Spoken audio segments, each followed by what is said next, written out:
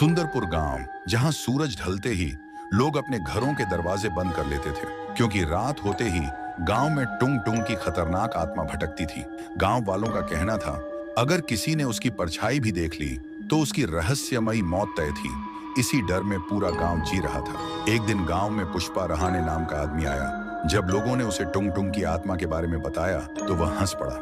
भूत वूत कुछ नहीं होता, उसने कहा। रात हुई, पूरा गांव खामोश था। पुष्पा को नींद नहीं आ रही थी। तभी अचानक ठक ठक ठक दरवाजे पर दस्तक हुई।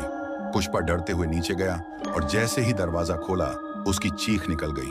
उसके सामने खड़ी थी टुंग टुंग की आत्मा। उसका शरीर सूखी लकड़ी जैसा था, आंखें काली और चेहरे पर डरावनी मुस्कान थी। पुष्पा पीछे हटने लगा।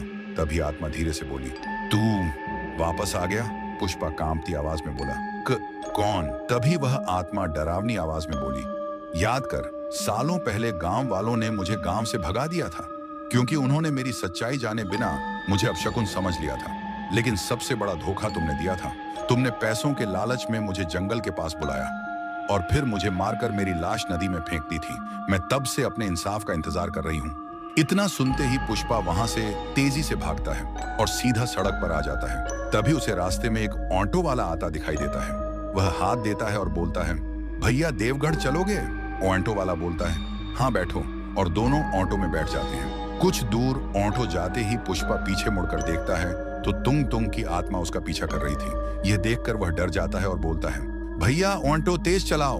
ऑटो वाला ऑटो की स्पीड बढ़ा देता है और थोड़ी देर बाद एक पुरानी हवेली के सामने ऑटो रोक देता है। यह देखकर पुष्पा गुस्से में बोलता है, मैंने तुझे देवगढ़ जाने को कहा था। तभी ऑटो वाला हल्का सा मुस्कुराता है और अपने असली रूप में आ जाता है। वह कोई ऑटो वाला नहीं था, बल्कि वही तुंग तुंग था।